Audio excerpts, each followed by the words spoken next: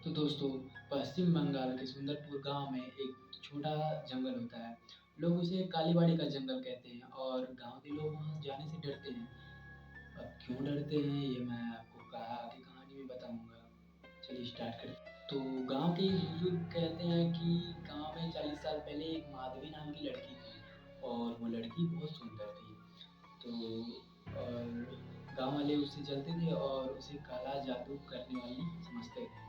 तो एक बार क्या हुआ कि गांव के लोगों ने उस पे इल्ज़ाम लगाया कि इसके जादू टोने की वजह से गांव के लोग मर रहे हैं। तो गांव वालों ने गुस्से में आकर जंगल में ले जाके उसको मार दिया जान से।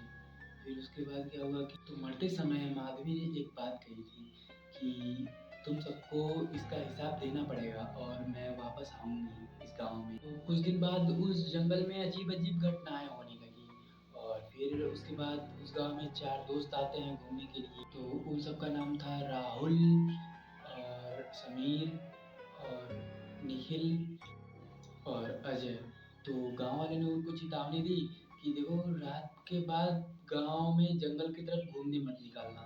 तो राहुल उसने बोला कि अरे यार, गांव वाले ऐसे ही समझते हैं। वो उसने मजाक समझ के उस बात को ज़्यादा सीरियस नहीं लिया। फिर क्या हुआ कि तो जब गांव वालों ने ये बात बताई कि रात को यहाँ जंगल के पास मत जाना, तो राहुल हंसने लगा और सारे दोस्त हंसने लगे। तो राहुल बोला कि यार ये सब अंधविश्वास है गांव का। और तो उसके बाद चारों एक रात रात के 11 बजे टॉर्च लेके जंगल में निकल पड़े। और उसके बाद वो सब जंगल में गए। तो जंगल में जाते ही उनको एक अजीब सा सन्नाटा महसूस हुआ। हवा तो चल रही थी लेकिन पेड़ नहीं हिल रहे थे और दूर उनको एक औरत की रोने की आवाज़ सुनाई दी। तो वो लोग वहाँ पे जाते हैं और तभी समीर डर गया। तो बोला कि चलो यार वापस चलते हैं, लेकिन राहुल बोला कि नहीं, चलो वहाँ पे चल के देखते हैं कौन रो रहा है। जैसे ही भी आगे बढ़ी तो उन्होंने देखा कि पेड़ के नीचे एक सफ़ेद साड़ी में औरत बैठी है। फिर गाइस क्या हुआ कि उसके जो लंबे लंबे बाल थे। तभी निखिल बोला कि अरे यार, गांव की कोई लड़की होगी। तो अजय आवाज़ लगाया कि कौन है वहाँ। फिर उसके बाद औरत धीरे धीरे खड़ी हुई और उसने अपना शरीर घुमाया इन सब की तरफ।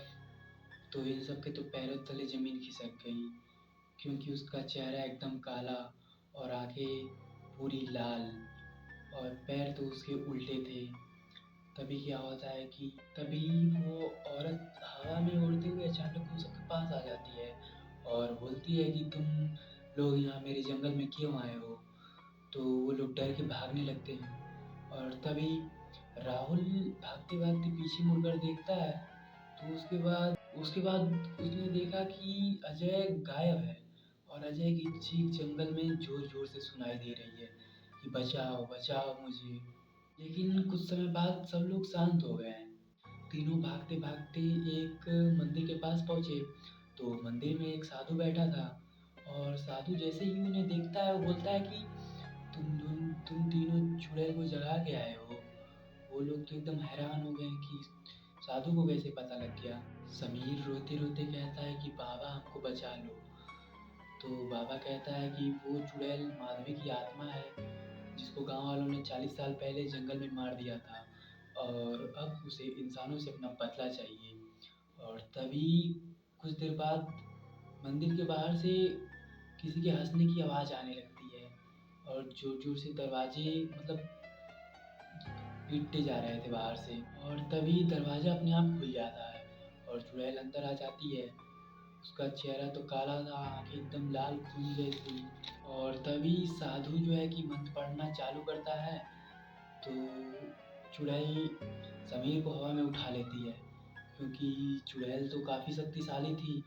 तो उसके बाद क्या होता है कि उसके बाद समीर चिल्लाने लगता है कि बचाओ मुझे बचाओ।